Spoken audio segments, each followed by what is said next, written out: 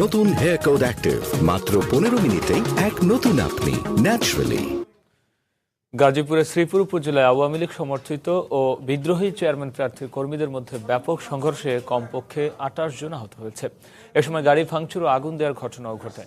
ঘটনার পর শ্রীপুর এলাকায় 2 প্লাটুন বিজিবি মোতায়েন করা হয়েছে। এদিকে কেউ নির্বাচনী পরিবেশ নষ্টের চেষ্টা করলে কঠোর ব্যবস্থা নেওয়া হবে বলে হুঁশিয়ার করেছেন জেলা প্রশাসক। গাজীপুরের শ্রীপুর উপজেলা নির্বাচনে আওয়ামী লীগের বিদ্রোহী প্রার্থী আব্দুল জলিল আটক হওয়ায় দলীয় কার্যালয়ে শনিবার সকাল 10টার দিকে প্রতিবাদ সভা করতে গেলে তাতে বাধা দেয় আওয়ামী লীগ সমর্থিত প্রার্থী ইকবাল হোসেন সবুজের সমর্থকরা। এতে উভয় পক্ষের মধ্যে সৃষ্টি হয় উত্তেজনা। এ নিয়ে সকাল 11টার দিকে তাদের মধ্যে ধাওয়া পাল্টা ধাওয়া ও সংঘর্ষ হয়। সংঘর্ষে আহত হয় কমপক্ষে 28 জন। এ সময় 10টি মোটরসাইকেল ভাঙচুর ও 2টি মোটরসাইকেল পুড়িয়ে দেওয়া হয়। পরিস্থিতি নিয়ন্ত্রণে আনতে বেশ কয়েক রাউন্ড টিয়ারশেল নিক্ষেপ করে পুলিশ। সংঘর্ষে আহতদের মধ্যে শ্রীপুর স্বাস্থ্য কমপ্লেক্সে 2 জন, উত্তরার একটি বেসরকারি হাসপাতালে 1 জনকে ভর্তি করা হয়, আর ঢাকা মেডিকেল কলেজ হাসপাতালে নিয়ে আসা হয় 3 জনকে। অন্যান্যদের দেয়া হয়েছে প্রাথমিক চিকিৎসা। শ্রীপুরে পৌরসভার মেয়র আনিসুর রহমানের ছোট ভাই হাফিজুর এমন একটা রাইফেল নিয়ে গুলি করতে করতে করতে করতে হঠাৎ করে আক্রমণ করছে অতর্কিতভাবে। ইকবাল হোসেন সবুজ তার ক্যাডার বাহিনী নিয়ে উনি আমাদের উপর অস্ত্রশস্ত্র নিয়ে আমরা মিছিলের মাঝে ক্ষতবিক্ষত সমানে গুলি। এদিকে যে কোনো ধরনের পরিস্থিতি এড়াতে অতিরিক্ত পুলিশের পাশাপাশি 2 প্লাটুন বিজিবি মোতায়েন করা হয়েছে। জেলা প্রশাসক জানিয়েছেন, নির্বাচনী পরিবেশ নষ্ট করার চেষ্টা করলে তাদের বিরুদ্ধে ব্যবস্থা নেওয়া হবে। ইতিমধ্যে সেখানে আইন শৃঙ্খলা পরিস্থিতি সম্পূর্ণ নিয়ন্ত্রণে রয়েছে এবং নির্বাচনী পরিবেশ সেখানে বিঘ্নিত করার কেউ যদি চেষ্টা করে সেটা নির্বাচন কমিশন এবং জেলা প্রশাসনের পক্ষ থেকে আমরা এটা দেখব। তৃতীয় পর্যায়ের উপজেলা নির্বাচনে শ্রীপুরে ভোট অনুষ্ঠিত হবে 15ই মার্চ। সময় সংবাদ, গাজীপুর। এদিকে উপজেলা পরিষদ নির্বাচনে আচরণবিধির কোনো তোয়াক্কা করছেন না গাইবান্ধার সাদুল্লাপুরের চেয়ারম্যান প্রার্থীরা। স্থানীয়দের অভিযোগ, ভোটারদের প্রলুব্ধ করতে কূটকৌশলের পাশাপাশি মিথ্যা প্রতিশ্রুতির আশ্রয় নিচ্ছেন কেউ কেউ। এমনকি মানবতা বিরোধী অপরাধের দায়ে মৃত্যুদণ্ডপ্রাপ্ত সাইদিকে বাঁচানোর দোহাই দিয়ে 19 দলীয় জোটের জামায়াত সমর্থিত প্রার্থী ভোট চাচ্ছেন। তবে প্রশাসন ও নির্বাচন অফিস এ ব্যাপারে কেন যেন নির্বিকার। জেলা প্রতিনিধি হেদায়েতুল ইসলাম বাবুর পাঠানো তথ্য ও ছবি নিয়ে প্রতিবেদন। মোটরসাইকেল শোডাউনের মাধ্যমে গ্রামেগঞ্জে এভাবেই মানবতা বিরোধী অপরাধের দায়ে মৃত্যুদণ্ডপ্রাপ্ত সাইদিকে বাঁচানোর দোহাই দিয়ে উপজেলা নির্বাচনে ভোট প্রার্থনা করছেন 19 দলীয় জোটে জামায়াত সমর্থিত প্রার্থীর সমর্থকেরা। আচরণবিধির তোয়াক্কা না করে দেয়ালে দেয়ালে সরকার বিরোধী পোস্টার আর বাড়ি বাড়ি গিয়ে মৃত্যুদণ্ডপ্রাপ্ত মানবতা বিরোধীদের বাঁচাতে ভোট চাওয়া হচ্ছে। এ ধরনের প্রচারণায় অনেকটাই বিভ্রান্ত ভোটাররা। স্বাধীনতার বিপক্ষে যারা কাজ করছিল এদেরকে বাঁচানো যাবে, সাধারণ জনগণের মধ্যে বলিয়া তারা ভোট চাচ্ছে। ভোট কাপ্রিসে না দিলে দেলোয়ার হোসেন সাইদির ফাঁসি হবে। বিভ্রান্তমূলক কথাবার্তা বলিয়ে তারা জনগণের মাঝে ভোট নিচ্ছে। তারা এ ধরনের অভিযোগের সত্যতা পাওয়া গেলেও তা সম্পূর্ণ অস্বীকার করলেন 19 দল সমর্থিত জামায়াতের প্রার্থী। আমার বিরুদ্ধে অনেক অপপ্রচার চালাইতেছে, এইটা চালানটা এটা সম্পূর্ণ মিথ্যা। এদিকে 19 দলীয় জোট সমর্থিত প্রার্থীর বিরুদ্ধে নানা অভিযোগ করলেও আওয়ামী লীগ সমর্থিত প্রার্থীকেও দেখা গেল বাড়ি বাড়ি গিয়ে ভোটারদের মধ্যে পান সুপারি বিতরণের দৃশ্য। কাপ্রিস প্রতীক নিয়ে যিনি নির্বাচন করছেন উনি গ্রামে গিয়ে পাঞ্জাবি ছেড়ে দিচ্ছেন যে আমার পাঞ্জাবির উপরে ভোট দেন, আমাকে ভোট দিলে আল্লামা সাইদির ফাঁসি বন্ধ হয়ে যাবে। আর প্রকাশ্যে আচরণবিধি ভঙ্গ, সরকার বিরোধী পোস্টার বিলি করার সময় সেগুলো জব্দ করে থানায় জমা দেওয়া হলেও রিটার্নিং অফিসার বললেন অভিযোগ পাওয়া গেলে যথাযথ ব্যবস্থা নেওয়া হবে।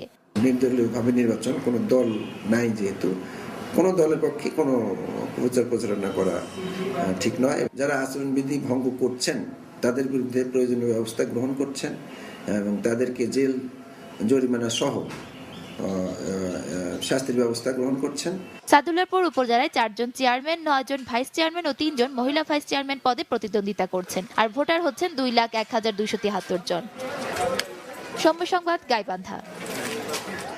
দেখছেন মধ্যরাতের সময়, সঙ্গেই থাকুন।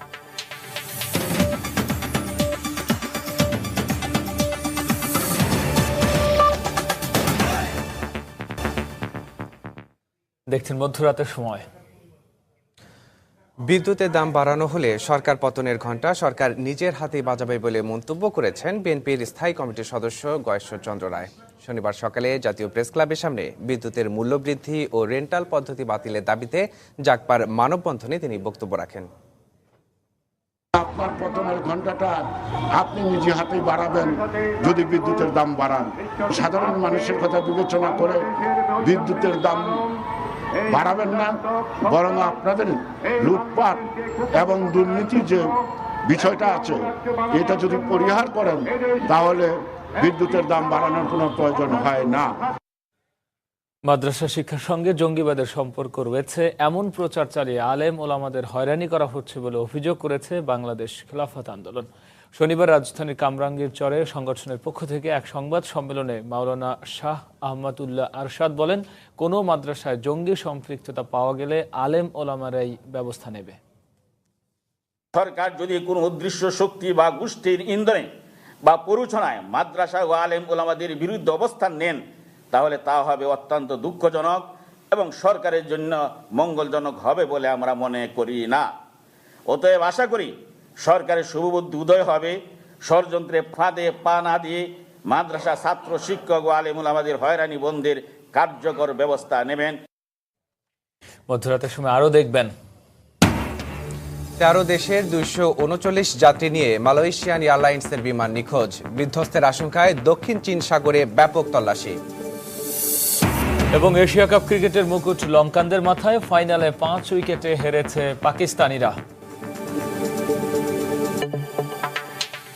আন্দোলনরত শিক্ষার্থীদের ওপর পুলিশ ছাত্রলীগের হামলার পর সংঘর্ষের জের ধরে গত 2 ফেব্রুয়ারি বন্ধ ঘোষণা করা হয় রাজশাহী বিশ্ববিদ্যালয়।